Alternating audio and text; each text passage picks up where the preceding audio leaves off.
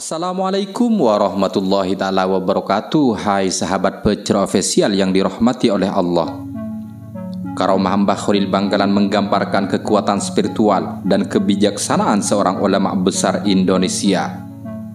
Berdasarkan kisah spiritualnya, banyak orang yang telah membuktikan karomah Mbah Khalil Bangkalan. Salah satu karomah Mbah Khalil Bangkalan ini membantu para petani timun dari tangan pencuri dengan kalimat sederhana. Kisah ini bermula dari keresahan para petani timun di Bangkalan.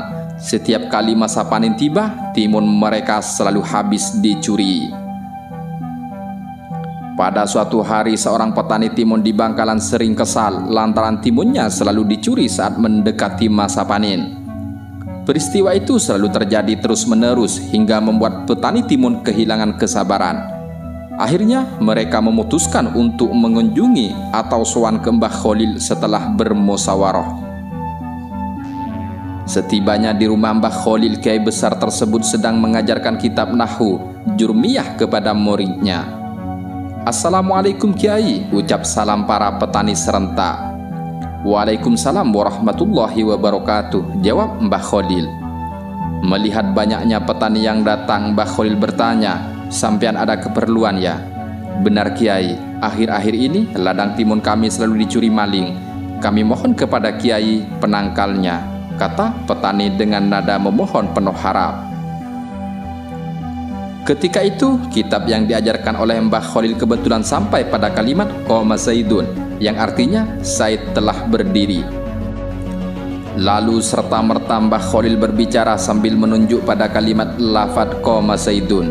"Ya, karena pengajian ini sampai Qoma Zaidun, ya Qoma Zaidun, ini saja pakai sebagai penangkal," seru Kiai dengan tegas dan mantap. "Sudah Pak Kiai," ujar para petani penuh tanda tanya dan keraguan. "Ya sudah," jawab Mbah Khalil menandaskan.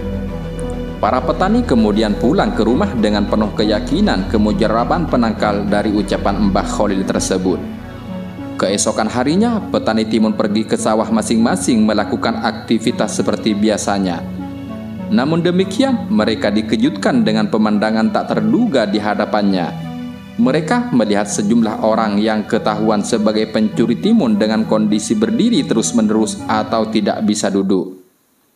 Akhirnya semua pencuri timun yang telah berbuat ulah telah terungkap dan berhasil ditangkap. Banyak warga berdatangan ingin melihatnya.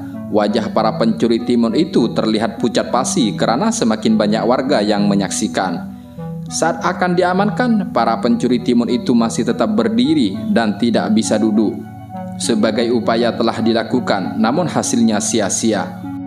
Satu-satunya jalan agar para maling itu bisa duduk, dari perwakilan petani diutus untuk sowan ke Mbah Khalil lagi.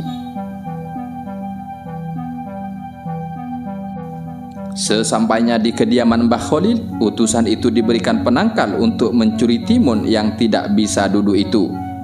Saat utusan kembali ke sawah, penangkal tersebut dipercikkan ke badan pencuri dan akhirnya mereka dapat duduk seperti sedia kala. Para pencuri timun itu kemudian menyesali perbuatannya dan berjanji untuk tidak mengulanginya lagi.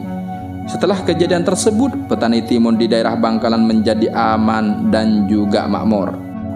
Sebagai ungkapan rasa terima kasih, para petani timun tersebut memberikan hasil panennya ke pondok pesantren Mbah Khalil.